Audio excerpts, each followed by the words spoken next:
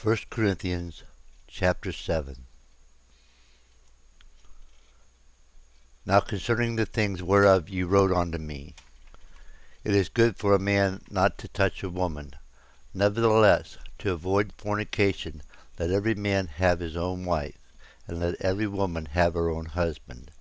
Let the husband render unto the wife due benevolence, and likewise also the wife unto the husband. The wife hath not power of her own body, but the husband.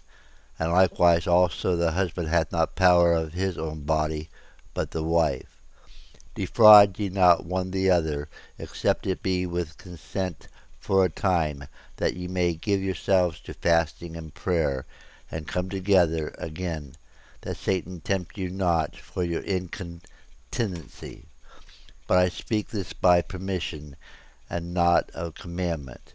For I would that all men were even as I myself, but every man hath his proper gift of God, one after this manner, and another after that. I say, therefore, to the unmarried and widows, it is good for them if they abide even as I. But if they cannot contain, let them marry, for it is better to marry than to burn. And unto the married I command,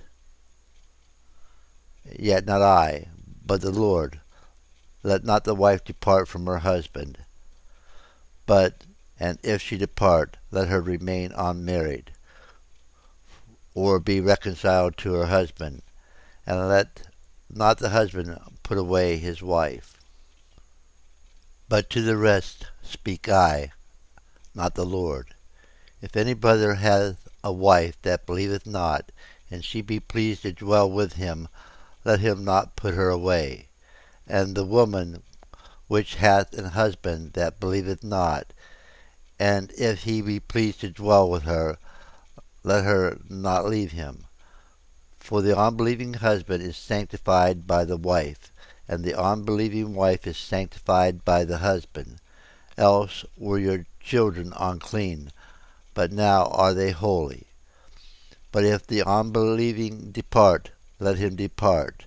A brother or a sister is not under bondage in such cases, but God hath called us to peace.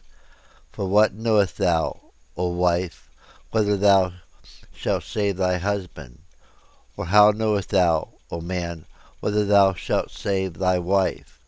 But as God hath distributed to every man, as the Lord hath called every one, so let him walk. And so ordain I in all churches. Is any man called being circumcised? Let him not become uncircumcised.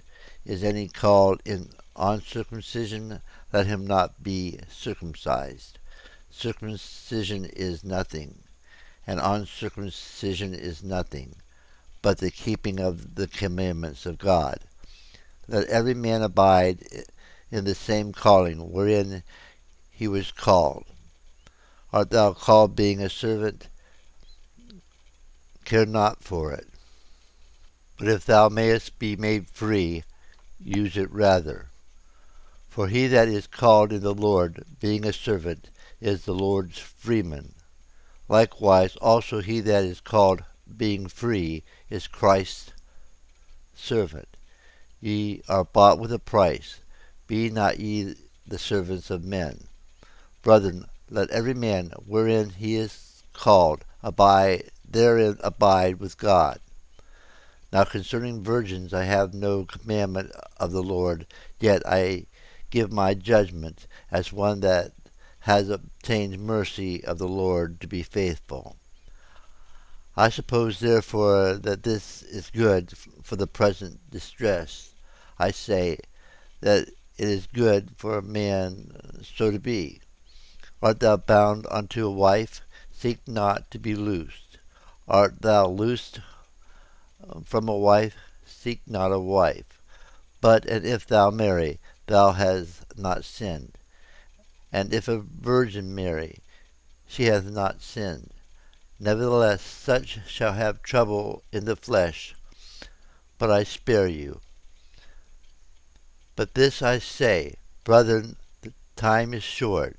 It remaineth, that both they that have wives be as though they had none, and they that weep as though they wept not, and they that rejoice as though they rejoiced not, and they that buy as though they possessed not, and they that use this world as not abusing it, for the fashion of this world passeth away.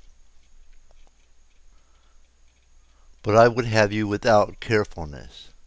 He that is unmarried careth for the things that belong to the Lord, how he may please the Lord. But he that is married careth for the things that are of the world, how he may please his wife. There is difference also between a wife and a virgin. The unmarried woman careth for the things of the Lord, that she may be holy both in body and in spirit. But she that is married careth for the things of the world, how she may please her husband. And this I speak for your own profit, not that I may cast a snare upon you, but for that which is comely, and that ye may attend upon the Lord without distraction. But if any man think that he behaveth himself uncomely toward his virgin, and if she pass the flower of her age, and need so require, let him do what he will, he sinneth not, let them marry. Nevertheless, he that standeth steadfast in his heart, having no necessity, but hath power over his own will, and hath so declared in his heart that he will keep his virgin, doeth well. So that he that giveth her in marriage doeth well, but he that giveth her not in marriage doeth better. The wife is bound by the law as long as her husband liveth. But if her husband be dead, she is at liberty to be married to whom she will, only in the Lord. But she is happier if she so abide, after my judgment. And I think also that I have the Spirit of God.